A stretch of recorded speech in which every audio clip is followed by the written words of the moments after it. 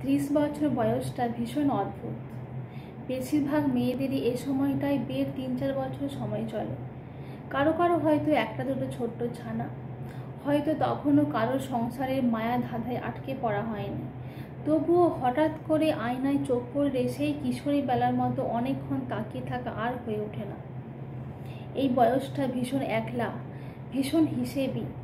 18 তরুণীর মতো চাইলেই দু চোখ ভরে কাজল পরে ঝুম বৃষ্টি ভেজা হয়ে ওঠে না, লোকে ন্যাকামি বলে।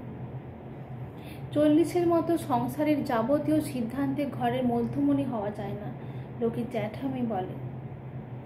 30 বয়সটা ভীষণ অভিমানী। হঠাৎ করে মনে হয় আগের সেই উথাল পাথাল প্রেমগুলো আর নেই, নিজেকে একটু একটু করে বদলাতে থাকা। 30 ছুঁয়ে যাওয়া এই বয়সটা বিষণ্ণ, একটা ভীষণ চঞ্চল পাখি খাঁচায় বন্দি হবার অনেক দিন পরে পালাবার আশা ছেড়ে দিয়ে খাঁচাটাকে ভালোবেসে ফেলার মতো বিষণ্ণ।